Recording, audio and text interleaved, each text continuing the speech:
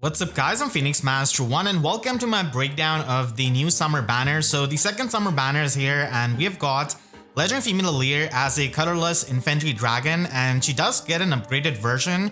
We can see her stats here, so she's basically trying to function as a fast omni tank, and her preferred weapon is 11 might dual phase brave weapon, which does a minus on special cooldown, and it also gives her +5 to all of her stats, and then she can debuff the foe's attack speed, defense, and resistance depending on the number of distinct game title allies in 3 spaces times 3 added with 4.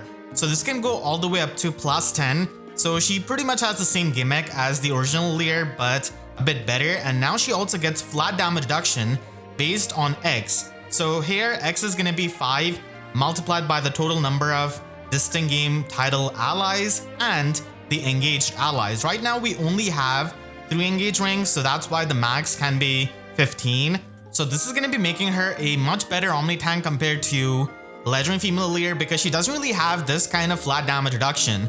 So the 15 flat damage reduction is going to be on the first attacks, including the brave hit, and then she also has null guard in this weapon so that she can easily trigger Bond Blast on her double. Bond Blast is her preferred special, and it is going to be boosting the special damage by 50% of her speed.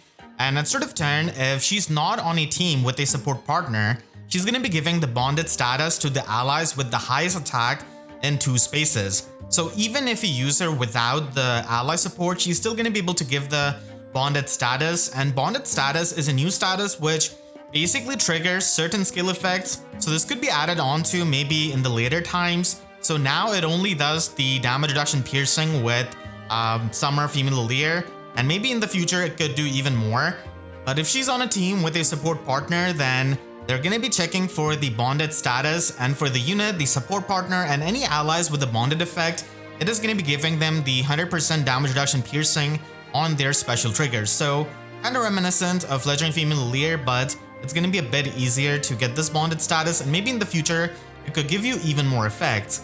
And if she's within 3 spaces of a support partner or an ally with the bonded status, and if her special is ready or triggered before or during the combat, then she pretty much gets that 40% unpierceable damage reduction. So this is the damage reduction similar to Armored Beacon and Armored Blaze, but it doesn't really have any kind of range restriction. So having more unpierceable damage reduction is always helpful as an omni tank. And honestly, when it comes to omni tanking, I kind of like Summer Female Alear a lot more than Summer Goldmary. So she has got speed resistance finish as her slot A skill, which is going to be helping her trigger the scowl effect. And she also comes with even res wave D. So D probably means that it is going to be restricted to the dragons because it gives you the scowl effect, and I don't think they're going to be giving the scowl effect to the other units. So it is going to be checking for the resistance, and then you get +6 resistance in the combat if it's an even number turn.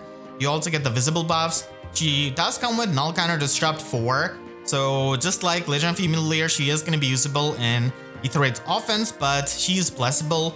She also has that 15 true damage reduction in her weapon, so it does help.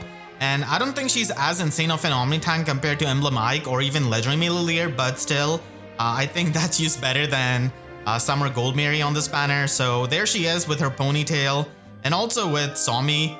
I just love it. Then we have got Summer Petra. She was on the silhouette, so a lot of people did expect her. And she's a red bow flyer this time. She pretty much functions as a modern Wind Tribe Claude. I mean, Wind Tribe Claude isn't really all that old, and she has got the movement of Rearmed Tana or Ninja Igren. So Breaker Bow is going to be giving her minus on special cooldown and also effective damage against the beast foes. It also has Canto 1 built in, so she doesn't really need to run a Fortray skill, and then she does have the warping, the 2-space warping, which is going to be improving her mobility. She also neutralizes any kind of speed and defense buff of the foes. So she's got dull speed and defense built in, and then she can get +5 to all of her stats, and she can get even more attack and speed depending on the number of allies, with attack more than 55 and speed more than 40 in 3 rows or 3 columns centered on her. So this could go up to max 3, and this seems to be the main gimmick of the summer banner. Clanne also has this in his weapon, and then she is going to be getting special cooldown minus A jump before her first attack, and special cooldown minus B jump before her first follow-up attack. So the first special jump is going to be dependent on X +1, and the max it is going to be is equal to your special cooldown count at start of combat. and then for the special cooldown jump on the follow-up attack, it is going to be equal to X plus 1 subtracted with the special cooldown count at start of combat. So this is going to be enabling her to trigger double Deadeyes. Now that is all well and good, but we all know what happened to Wind Tribe Claude. We just have so many scowl effects nowadays that having these kinds of instant specials is not the greatest thing. So it's going to be a bit hard for her to function as a nuke. She does have good attack at base 45 and the effective damage definitely helps against many of the beast foes. But again, the main matchups where you're facing Scowl is going to be troublesome. Still against them, you're able to trigger your Deadeye on the double, and Desperation 4 is not something Wind Tribe Claude can do. So as long as you're not facing Fallen Veil with the follow-up Scowl, you should be fine and you should at least be triggering one Deadeye on your follow-up attack. She also has Desperation 4, which is going to be working really well with her Warping, and she also has Speed Defense Crux. So it seems like Ashnard fans are just waiting for attack defense Crux for the longest time. We just keep getting all of the other Crux skills. So Crux is going to be enabling the guaranteed follow-up attack on your allies against the foes in that area. So she's a solid nuke, but I don't really think that she's going to be too much of a meta unit. With her Warping, she could always function as a good Warp Beacon by running Soaring Echo or Soaring Guidance in her slot C. So she could pretty much do what Rearm Tana does for something like Ether Raid's offense with Winter Edelgard or with Brave Galvik. That is always going to be a thing that she could do. Then we have got Summer Clanne, and he's going to be the 4-star focus unit of this banner. He's color sharing with his Divine Dragon.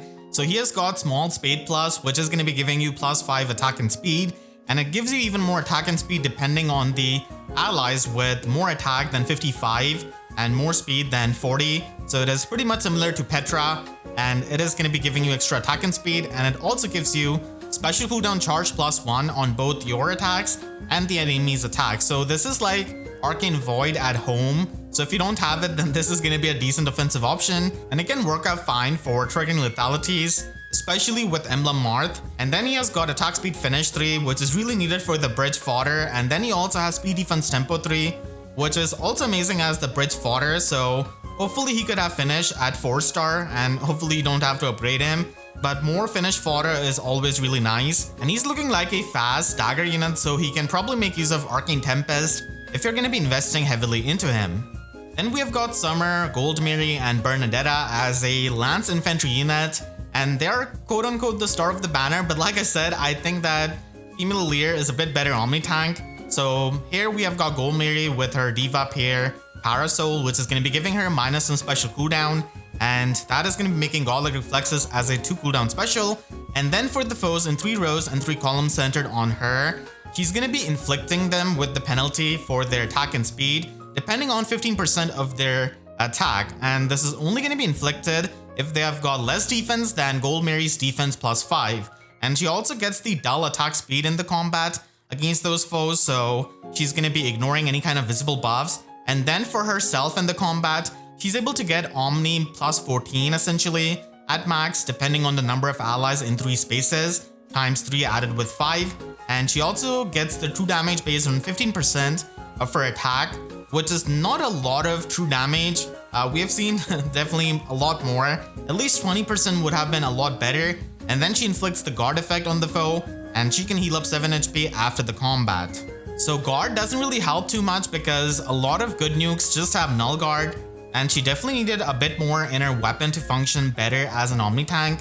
She does have really high defense at base 47, and she's going to be running Lagoose Friend with Godlike Reflexes. So there's no special cooldown requirement with defensive specials for Lagoose Friend, and now it's available outside of Emblem Ike. So if you're looking to fodder the skill, this could be helpful. And because she has got really high defense, she's going to be depending on that flat damage reduction. She doesn't really get any kind of damage reduction from her weapon, like any kind of flat damage reduction, so that's a bit troublesome, and she's completely dependent on Lagoose Friend, and this is a skill that you don't want to take off on her.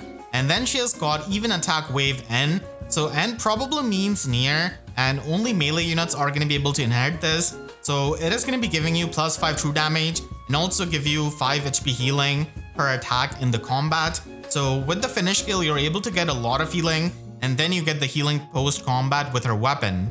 So Summer Goldmary doesn't really impress me too much as an Omni-Tank because she's missing a lot of things in her weapon, and we do have better Omni tanks like Emblem Ike, Legendary Male Alear, and even on this banner we have got Summer Female Alear. So Goldmary is going to be able to mainly melee tank with her high defense, and her resistance is really low, so she's going to be getting deleted by any kind of AoE special. And because she's a harmonic unit, she's going to be giving the +6 defense and resistance buff, the resonant shield status, the bonus doubler status, and the bulwark status to herself and the allies from the same title. So bulwark status is a new status that we have got. Maybe we see it more in the future to block any kind of movement. And this is mainly going to be useful in summoner duels where you could easily use these harmonic button, but outside of that, it is not going to be the greatest. The bonus doubler from this skill does help you Omni tank better by stat stacking, so that's something. And then she's got the attack buff from her slotsy skill, so she's only missing on the speed buff. And that's Summer Goldmary as an Omni tank, more like a melee specialist, I would say, because of her defense and low resistance. And this banner overall, I think that it's kind of skippable because Petra is pretty much like one tribe Claude. So this banner is not the most insane, which is good. We can always use more banners like these. And then we also have Summer Dedue as the Tempest Trial reward. So he's probably going to be having an inheritable weapon similar to Clanne, but probably for attack and defense, which is a bit of a shame because we did get Summer Milches last year. So I was hoping that we could see another Tempest Trial unit with a preferred weapon. There's also Emblem Celica's banner going on right now, so that is also a banner that many people are going to be summoning because Emblem Heroes just give you a lot of value. So I think that that banner is a lot more summonable compared to this summer banner. And even though this is not the most insane summer banner, it's fine that we slow down on the power creep a bit and just have good units and not insane units. But if you do have good Omni tanks, then you're not really going to be getting too much out of this banner. I want to thank all of my YouTube members for their constant support, and you can click the link on the screen right now to check out my breakdown of Emblem Celica's banner. And make sure to subscribe and hit the notification bell because YouTube sub boxes are about as functional as Goldmary's resistance. So with that said, I'll see you guys next time. Thank you so much for watching and have a great day.